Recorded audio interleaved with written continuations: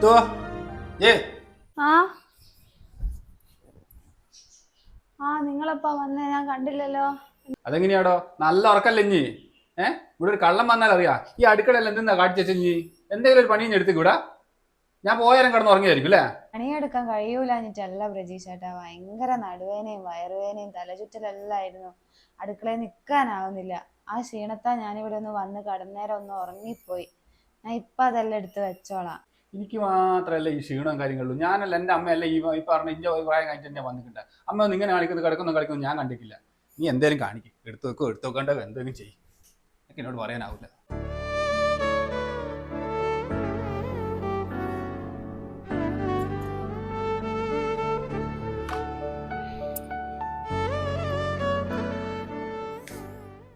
എന്താ 8 മണിയായല്ലോ, പണിക്കൊന്നും പോകുന്നില്ലേ?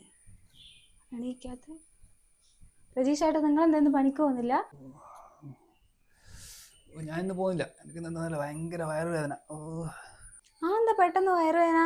ഇന്നലെ പുറത്തുനിന്ന് എന്തെങ്കിലും ഭക്ഷണം കഴിച്ചിട്ടുണ്ടാവും, അത് പിടിക്കാത്തതാ. എന്നാ ബാ എണീക്ക്, നമുക്ക് ഹോസ്പിറ്റലിൽ പോയിട്ട് വരാം. ബാ എണീക്ക്, വേഗം എണീക്ക്.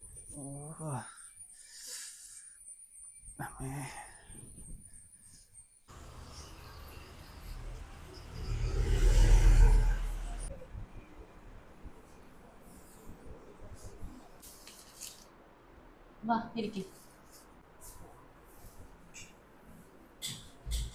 എന്നാ പറ്റിയേ? എന്താ ഡോക്ടറെ, ഇന്ന് രാവിലെ മുതൽ എണീച്ചപ്പോൾ ഭയങ്കര വയറുവേദന. പുറത്തുനിന്ന് എന്തേ ഭക്ഷണം കഴിച്ചിനോ? ഇന്നലെ രാത്രി ഞങ്ങൾ പുറത്ത് തൊടുമ്പോ വേദന ഉണ്ടാ? തൊടുമ്പോ ഈ സൈഡിൽ നിന്നുള്ള വേദനയാകുന്നുണ്ട്. പരിശോധിക്കട്ടെ. ശ്വാസം വലിച്ച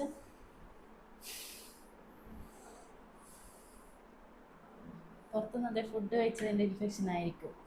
ഫുഡ് ഇൻഫെക്ഷൻ ആയി കാണും. ഞാൻ കുറച്ച് മരുന്ന് എഴുതുന്നുണ്ട്, അത് കഴിച്ചിട്ട് നോക്ക്. ഇവക്കും ഉണ്ട് അതുപോലെ തന്നെ വയറുവേദന. രണ്ടാളും പുറത്തുനിന്ന് ഫുഡ് കഴിച്ചിനാ? ഡോക്ടറെ, ഞാൻ ഫുഡ് കഴിച്ചതല്ല, എനിക്ക് പീരിയഡ്സ് ആയതിന്റെ. നിങ്ങളതിപ്പോൾ ഇതൊരു ഫുഡ് ഇൻഫെക്ഷൻ ആയ വേദനയാണ്. ഇത് ഞാൻ കുറച്ച് മരുന്ന് എഴുതുന്നുണ്ട്, അത് കഴിക്കുക. അത് കഴിച്ചാൽ അങ്ങ് മാറും. പക്ഷെ ഇവരെ വേദന അങ്ങനെയല്ല. നിങ്ങൾ കുറച്ച് സ്നേഹവും കരുതലും കൊടുത്തൊന്ന് ചേർത്ത് പിടിച്ചാൽ മതി, എന്നാൽ മാറാവുന്ന വേദനയേ ഉള്ളൂ. നിങ്ങളിപ്പോൾ ഒരു കാര്യം ചെയ്യ്, ഈ മരുന്ന് 2 ദിവസത്തേക്കാണ് എഴുതുന്നുണ്ട്, അത് കഴിക്കും. എന്നിട്ട് കുറവില്ലെങ്കിൽ 2 ദിവസം കഴിഞ്ഞിട്ടൊന്ന് വാ. ഓക്കെ.